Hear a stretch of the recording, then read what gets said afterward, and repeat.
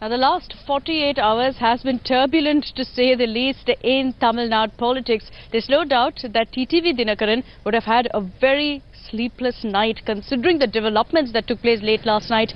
About 20 ministers came together to have a meeting at Edappadi Palaniswamy's residence. Soon after that, they stepped out, said that, look, we're open to a merger with the OPS camp, and we also agree that Sasikala Natarajan and TTV Dinakaran must be kept away from the party. This, remember, was OPS's demand. So it's a huge, huge victory for him. The ministers, especially D.Jayakumar, who spoke to the media, said that this was a unanimous decision by the cadre. I'm standing, of course, in front of TTV Dinakaran's residence, and he is expected to speak to the media shortly as well. So we'll get you all those updates. But here's first a detailed look at exactly what happened last night. What were those developments that no doubt would have shaken both TTV Dinakaran and VK Sasikala?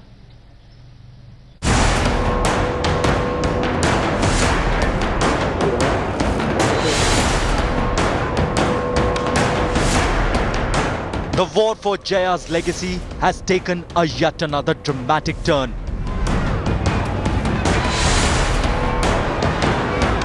After 2 days of secret talks and a bribe taint on the de facto boss TTV Dinakaran, the AIADMK leadership has shown the door to party's General Secretary VK Sasikala and her nephew TTV Dinakaran.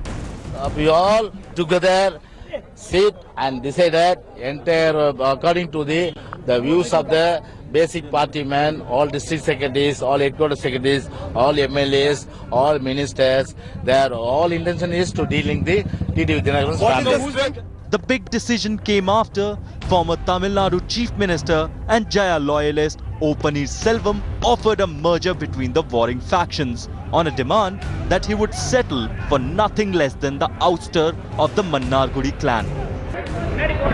But things are not still smooth in Tamil Nadu, as Dinakaran loyalists are still backing him and claim that he is in control of the party. நேத்து ஒன்னு பேசுறாங்க இன்னைக்கு ஒன்னு பேசுறாங்க அதனால வந்து எங்களுக்கு இல்ல எங்களுக்கு டிடிவி சார் என்ன சொல்றாரோ கட்சியுடைய துணை பொதுச் செயலாளர் டிடிவி அவர் என்ன சொல்றாரோ அதுபடி நாங்க வழி நடப்போம். Things turned grim for the Mannargudi clan after party's Deputy General Secretary TTV Dinakaran was booked by the Delhi police for attempts to bribe the EC officials. Meanwhile, over the question of that who will be the next boss of the party, the AIADMK MP Thambidurai has hinted that the party could unite under Chief Minister E. Palaniswamy. Now, as the war for Jaya's legacy is out in open once again, the big question remains whether the likely merger will happen with Sasikala or minus Sasikala. Bureau Report, India Today. So has Sasikala Natarajan, has the Mannargudi family really lost their grip on the AIADMK? Is this the end of the road for Sasikala Natarajan? It was a surprise announcement really that took everyone by storm here in the state of Tamil Nadu. Here's a look at what Finance Minister D.Jayakumar, who made that all-important announcement, had to tell my colleague Pramod Madhav last night.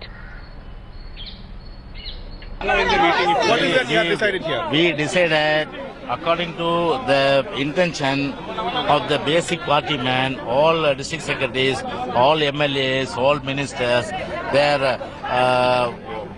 consensus is to dealing the family of TTV Dinakaran and to run the party and the government. Sir, OPS demands. So what will be the role of OPS? Will you accept the demands of OPS? Are you accepting the demands of former Chief Minister? Naturally, he only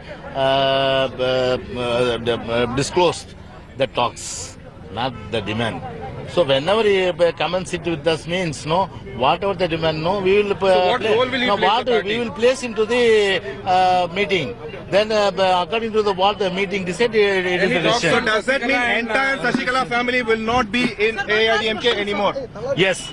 That is true, sir. Yes. No more. No. So is that decided for? So that yes, we all together sit and decided entire according to the views of the basic party men, all district secretaries, all headquarters secretaries, all MLAs, all ministers. Their all intention is to dealing the TTV Dinakaran's. What is the strength? What is the number you have, sir? What is the strength and number you have with you? What is the strength of MLAs you have with you now? 122. Then Vetrivel and Thangattam Selvan are not speaking against you. They are also with us. They are also with us. So who will be the general secretary? Who will take up the role? What role Mr. O. Pannirselvam would That play? only I already previously told my in interview. So that we will form a committee. Committee will run the party. Okay? Thank you. Enough. நேத்து ஒன்று பேசுறாங்க, இன்னைக்கு வந்து பேசுறாங்க. நேத்து கொடுத்த பேட்டி வந்து ஓபிஎஸ் எதுக்கு அப்படி வந்து கூப்பிட்டு பேசணும். ஓபிஎஸ் அளவுக்கு அந்த அளவுக்கு பெரிய ஆள் இல்ல. அவர் 122 எம்எல்ஏக்கள் வந்து டிடிவி தினகரன் என்ன சொல்றாரோ, கட்சியோட துணை பொதுச் செயலாளர் என்ன சொல்றாரோ அது கேட்கறதுக்கு எம்எல்ஏக்கள் பூரா அவர் பின்னாடி தான் இருக்கும். எம்எல்ஏக்கள் தயாரா இருக்காங்க, ஆனா அமைச்சர்கள் பேச்சுவார்த்தை நடத்துக்கான காரணம் என்ன? காரணம் ஒண்ணு இல்ல. இது கட்சி அத்தனை பேரும் எம்எல்ஏக்கள் அத்தனை பேரும் கட்சியோட துணை பொதுச் செயலாளர் இருக்கிற அண்ணன் டிடி தினகரன் கூட தான் இருக்கும். எல்லா எம்எல்ஏக்களும் அவர் கூட இருக்கான். இதுல என்ன கட்சி வந்து தினகரன் கையில தானே இருக்கு. அவர் தானே கட்சி நடத்துறாரு. அவர் தான் எந்த முடிவு எடுக்கணும். அவரை கேட்காமலே அமைச்சர்கள் போய் பேசியிருக்காங்க. அது ஒண்ணு இல்ல, அது ஒன்றும் தெரியல. ஆனா அவர் பேசினாலும் நேத்து ஒண்ணு பேசுறாங்க, இன்னைக்கு ஒண்ணு பேசுறாங்க. அதனால வந்து எங்களுக்கு வந்து இல்ல எங்களுக்கு டிடிவி சார் என்ன சொல்றாரோ, கட்சியுடைய துணை பொதுச் செயலாளர் டிடிவி அவர் என்ன சொல்றாரோ அதுபடி நாங்க வழி நடப்போம். I think it's very early to kind of do a number tally at the moment, but I think as a spokesperson I can only go with the leadership of the party and whoever is in control of the party, and I think right now the mood is against Mr. TTV Dinakaran and Sasikala ma'am as the news is unfolding. So let's wait and watch. I think we need to it's still very early hours. We have to kind of tally the numbers, but I'm sure by tomorrow morning things will become clear. But there is dissent against the leadership, has been reported in the media time and again, but I think we have to wait and watch. Let's go across to Rohini Swami, who's joining us live from Chennai. Good morning, Rohini. It's going to be an action-packed day, isn't it? Today we'll know exactly what is the future, the political future of TTV Dinakaran and Sasikala Natarajan. Is there any scope for them now to claw their way back in? Well, good morning, Akshita. Yes, of course, there is now what we are seeing a very clear indication that there is dissent and dissent against the VK Sasikala family.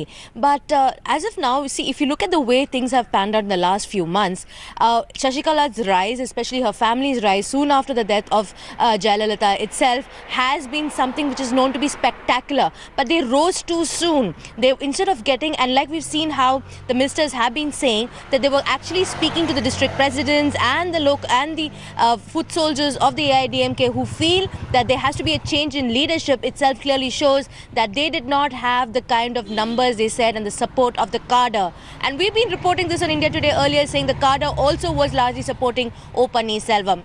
Now what we're seeing is the terms and conditions, though they do not want to come out in the open and say that Pannirselvam has put the conditions that the VK Sasikala family has to stay away, here they're putting it upon themselves, saying the cadre is doing so. VK Sasikala, the moment she entered Parapana Agrahara jail itself, realized that she won't be able to impress upon so much as she would have been able to remote control. Like she thought she could be able to remote control, she's not being able to do so. TTV Dinakaran, she was using him as one of her people to actually hold fort and try to get pressure, to put pressure. Well, yes. That also didn't happen. It's a sword hanging above them, Akshata. Both of them. TTV Dinakaran with his criminal cases, Sasikala also criminal cases. So clearly people want to distance themselves away and work for Amma and the two leaves. And you know, interestingly, Rohini, it's just been about 3 months since Sasikala was sent to Parapana Agrahara. Already you see those cracks emerging. You see that she is being shunned out. And her plan really of portraying TTV Dinakaran as a front who will, of course, take her ideas, take exactly what she has to say about the party and implement it, has gone awry somewhere along the line, because the same problems that haunted her are now haunting him. And I'm talking, of course, about those legal hurdles. Today, TTV Dinakaran doesn't have just one political headache. He has two, because the other one is a legal case that comes up for hearing today. So TTV Dinakaran will be heading to the Egmore court today with regards to the hearing in the Farah case. As if he doesn't have enough trouble, this once again has come to sting him in the back, and he will have to appear in the court after the ED made it clear that he will have to personally be there for the hearing. What exactly will come out of it, that still remains a big question, because at this point we have to keep in mind that there's already also another FIR that's been filed against him by the Delhi Police's crime branch. That investigation too is progressing. So TTV Dinakaran has a lot on his hands at this point.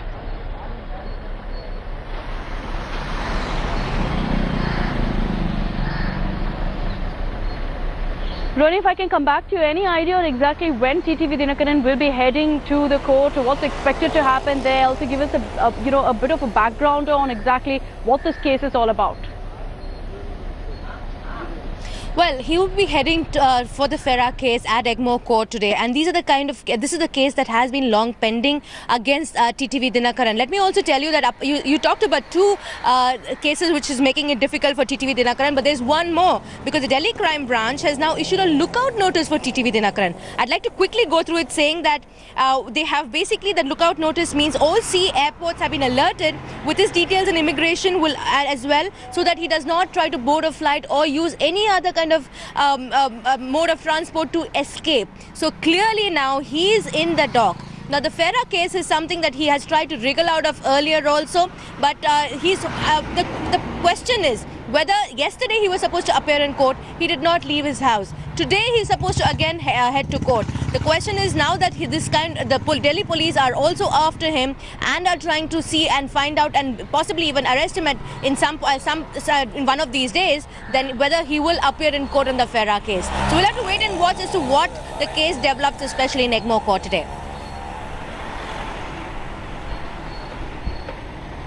Absolutely, Rohini, and it's a sense of deja vu, isn't it? Because even when the DA case that played out, it was in the heart of a political crisis. When Sasikala Natarajan was in the midst of this political crisis, she just managed to peak, and that's when the DA case conviction brought her right back down. She was sent to the Parapanagrahara. What will happen with regards to TTV Dinakaran? Will it merely be a political blow, or will it be a lot more than that? Will today spell the end of his political career? Those are big questions. So today, the next 24 hours is very, very crucial for the Mannargudi family. One thing is clear. Sasikala Natarajan's plot has gone awry completely. It's completely failed, and she has lost the grip that she held, the iron grip that she had on her faction. Take a look at this detailed report.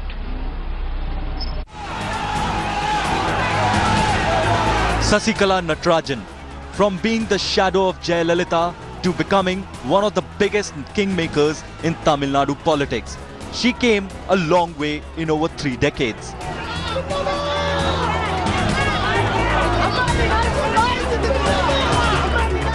Sasikala's entry to the major political arena happened after Jayalalitha's death last year.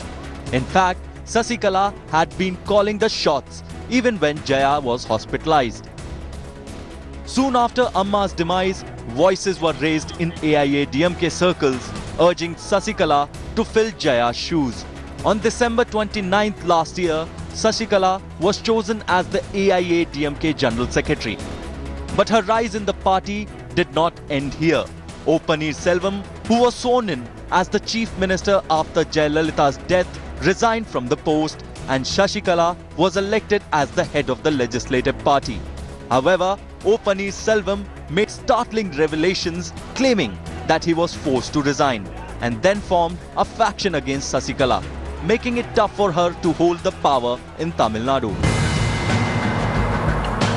But Sasikala gets a big jolt after she gets convicted by the Supreme Court in the disproportionate assets case and sentenced to 4 years in jail. E. Palanisamy is elected as the new CM, and Sasikala's nephew TTV Dinakaran becomes the Deputy General Secretary, taking ahead the legacy of Sasikala's Mannargudi clan. But just before the RK Nagar bypolls, Sasikala's clan is hit hard by the cash for vote scam, where shocking images of IT raids on Health Minister Vijay Bhaskar's residence emerges. A mammoth ₹90 crore is seized from Vijay Bhaskar's house, following which the chorus grows for his removal from the post. But with Dinakaran not willing to do so, the rumbling in the AIADMK faction becomes evident. Meanwhile, another shocker hits the party as TTV Dinakaran gets booked on the charges of bribery by the Delhi police in a case of attempting to bribe the Election Commission for the AIADMK symbol. Sasikala's plan was to take over AIADMK, but earlier with the Supreme Court jolt and now the sudden political coup against her and her family, it now seems that Sasikala is on the verge of getting isolated. Bureau Report, India Today. And once again, it comes down to the numbers here in Tamil Nadu. The OPS camp, of course, doesn't have many MLAs, but the question really comes down to the EPS and the Sasikala camp. Now, remember, now there are 3 different factions that have been split up here in Tamil Nadu. So the question is, will the MLAs, the 122 MLAs, side with EPS, or will they be split among Sasikala and EPS? In which case, Sasikala still has a way to claw her way back into the party mainstream. Take a look at the numbers. Devina Gupta gets those for you.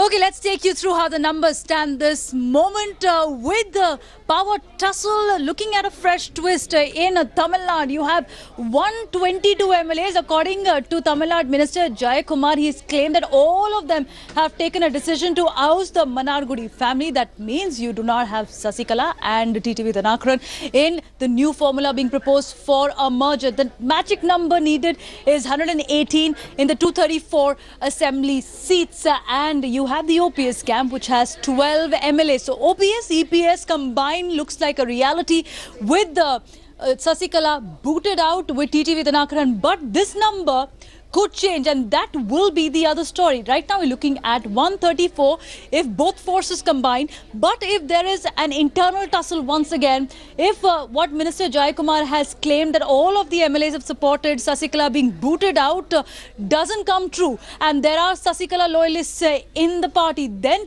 this number could change, which means if there is once again a trust vote situation for the AIADMK faction, that could prove tricky.